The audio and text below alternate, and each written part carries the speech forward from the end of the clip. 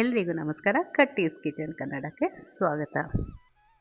ನಾವು restaurant ಸ್ಟೈಲಪ್ಪ cafe ಸ್ಟೈಲ್ದು sandwiches ಮಾಡೋಣ. Veg grill sandwich super ಟೇಸ್ಟಿಯಾಗಿರುತ್ತೆ. ಮಕ್ಕಳು ಕೆಫೆಗೆ ಹೋಗಿ ಸ್ಯಾಂಡ್ವಿಚ್ ತೊಗೊಳ್ಳೋಣ ಅಂತ ಹೇಳ್ತಾ ಇರ್ತಾರೆ, ಫ್ರೆಂಡ್ಸ್ ಜೊತೆಗೆ ಹೋಗಿ ತಿಂದು ಬರ್ತೀವಿ ಅಂತ ಹೇಳ್ತಾರೆ. ಈಗ ಏನೂ ಇಲ್ಲ, ನೀವು ಮನೆಯಲ್ಲಿ ನೀವು ಇಷ್ಟು ಹೆಲ್ದಿಯಾಗಿ ಮಾಡ್ಬೋದು. ಇದನ್ನು ಎಲ್ಲರೂ ಮಕ್ಕಳು ಕೇಳಿ ನಿಮಗೆ ತಿಂತಾರೆ, ಫ್ರೆಂಡ್ಸನ್ನು ಮನೆಗೆ ಕರ್ಕೊಂಡು ಬಂದು ತಿಂತಾರೆ.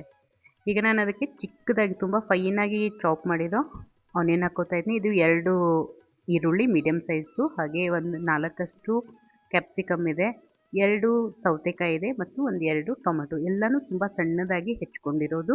ಇದ್ರ ಜೊತೆ ನಿಮ್ಗೆ ಇಷ್ಟ ಇರೋ ಕ್ಯಾರೆಟ್ ಅದನ್ನು ನೀವು ಸೇರಿಸ್ಕೋಬೋದು. ಸ್ವಲ್ಪ ಕ್ಯಾರೆಟ್ ಕ್ಯಾಬೇಜ್ನು ಸೇರಿಸ್ಕೋಬೋದು. ಕಾರ್ನ್ಸ್ ಇದ್ದರೆ ಸ್ವೀಟ್ ಕಾರ್ನು ಸೇರಿಸ್ಕೋಬೋದು. ಇದಕ್ಕೆ ಮಯೋನೀಸ್ ಹಾಕ್ಕೋತಾ ಇದ್ದೀನಿ 4 ರಿಂದ 5 ಸ್ಪೂನಷ್ಟು, ಮತ್ತು ರೆಡ್ ಚಿಲ್ಲಿ ಫ್ಲೇಕ್ಸ್ ಮನೆಯಲ್ಲೇ ಕೆಂಪು ಮೆಣಸಿನ್ಕಾಯಿ ಪೌಡ್ರ್ ಮಾಡ್ಕೊಂಡಿರೋದು, ಮತ್ತು ಆರಿಗಾನೋ ಹಾಕ್ಕೋತಾ ಇದ್ದೀನಿ ಸುಮಾರು ಅರ್ಧ ಚಮಚದಷ್ಟು. ಇದನ್ನೆಲ್ಲ ಚೆನ್ನಾಗಿ ಮಿಕ್ಸ್ ಮಾಡ್ಕೊಳ್ಳೋಣ. ಈಗ ಸ್ವಲ್ಪ ರುಚಿಗೆ ತಕ್ಕಷ್ಟು, ತರಕಾರಿಗೆ ಎಷ್ಟು ಬೇಕಲ್ವ ಅಷ್ಟು ಉಪ್ಪು ಹಾಕ್ಕೋತಾ ಇದ್ದೀನಿ, ಮತ್ತು 1 ಚಮಚದಷ್ಟು, ಒಂದು ದೊಡ್ಡ ಚಮಚೆ ನಾನು ಕರ್ಡ್ ಅಂದರೆ ಮೊಸರು ಹಾಕ್ಕೊಂಡಿದ್ದೀನಿ. ಗಟ್ಟಿ ಮೊಸರು, ನೀರೆಲ್ಲ ತೆಗೆದ್ಬಿಟ್ಟು ಗಟ್ಟಿ ಮೊಸರು ಹಾಕ್ಕೊಂಡು ಇದನ್ನು ಚೆನ್ನಾಗಿ ಮಿಕ್ಸ್ ಮಾಡ್ಕೊಳ್ಳೋಣ. ತುಂಬ ಕ್ರೀಮಿ ಟೆಕ್ಸ್ಚರ್ ಬರುತ್ತೆ ಇದಕ್ಕೆ. ಈಗ ಸ್ಯಾಂಡ್ವಿಚ್ ಬ್ರೆಡ್ ತೊಗೊಂಡು ಮೊದಲು ಬೆಣ್ಣೆನ ಹಚ್ತಾ ಇದ್ದೀನಿ. ಇದು ಅನ್ಸಾಲ್ಟೆಡ್ ಬಟರ್, ಇದು ಮನೆಯಲ್ಲೇ ಮಾಡಿರೋ ಬೆಣ್ಣೆ, ಸೊ ಇದಂತೂ ಅನ್ಸಾಲ್ಟೆಡ್ ಇದೆ. ನೀವು ಮಾರ್ಕೆಟಿಂದ ತೊಗೊಂಡ್ರು ಬೆಟರ್ ನೀವು ಅನ್ಸಾಲ್ಟೆಡ್ ತೊಗೊಳ್ಳಿ, ಯಾಕೆಂದರೆ ನಾವು ಅಲ್ಲಿ ತರಕಾರಿಗೆ ಉಪ್ಪು ಹಾಕಿರ್ತೀವಿ ಮತ್ತು ಬ್ರೆಡ್ಡಲ್ಲೂ ಉಪ್ಪಿರುತ್ತೆ. ಈಗ ಚೆನ್ನಾಗಿ ಬ್ರೆಡ್ಗೆ ಒಂದು ಸೈಡ್ಗೆ ನಾವು ಬೆಣ್ಣೆನ ಅಪ್ಲೈ ಮಾಡಿಬಿಟ್ಟು ಇನ್ನೊಂದು ಸೈಡು ಪುದೀನ ಚಟ್ನಿನ ಹಚ್ಚೋಣ.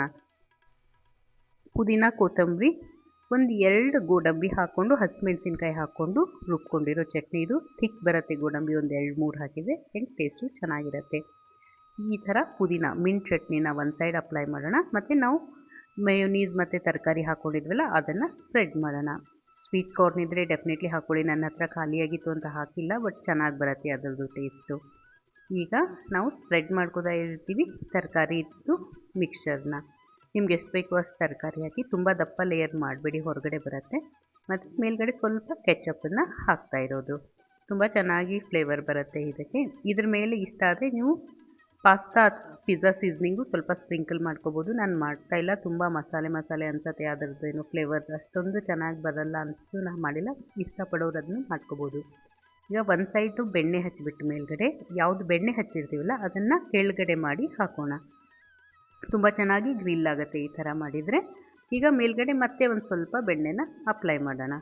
ನೋಡಿ ಚೆನ್ನಾಗಿ, ಇಷ್ಟೇ, ಸ್ವಲ್ಪ ಜಾಸ್ತಿ ಇಲ್ಲ, 2 ಸೇರಿ ಒಂದು ಅರ್ಧ ಚಮಚದಷ್ಟು ಬೆಣ್ಣೆ ಮಾತ್ರ ಹಾಕ್ಕೊಂಡಿರೋದು. ಈ ಥರ ಬೆಣ್ಣೆನ ಚೆನ್ನಾಗಿ ಅಪ್ಲೈ ಮಾಡಿ 2 ಸೈಡು ಚೆನ್ನಾಗಿ ಗ್ರಿಲ್ ಅಂದರೆ ಗೋಲ್ಡನ್ ಬ್ರೌನ್ ಬರೋವರೆಗೂ ಇದನ್ನು ಬೇಯಿಸ್ಕೊಳ್ಳೋಣ.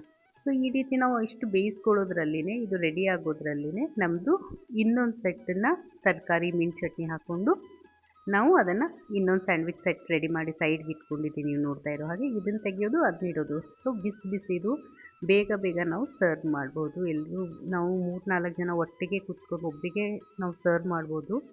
ಹೀಗೆ ಬೇಯಿದ್ರೆ ಬೇಗನೂ ಆಗುತ್ತೆ, ಬಿಸಿಯಾಗಿ ರುಚಿಯಾಗೂ ಇರುತ್ತೆ. ನೋಡಿ ಈ ಥರ ಟ್ರಯಾಂಗಲ್ ಶೇಪ್ನಲ್ಲಿ ಕಟ್ ಮಾಡಿಕೊಟ್ರೆ ಯಾವ ಕೆಫೆಗೂ ಕಡಿಮೆ ಇರಲ್ಲ, ಅಷ್ಟೊಂದು ಟೇಸ್ಟಿಯಾಗಿರುತ್ತೆ. ಡೆಫಿನೆಟ್ಲಿ ಟ್ರೈ ಮಾಡಿ ನೋಡಿ. Thank you for watching. Subscribe.